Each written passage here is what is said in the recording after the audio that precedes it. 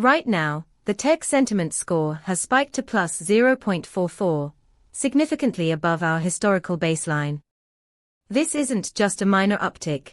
It signals a shift in how developers and tech enthusiasts are feeling about the space.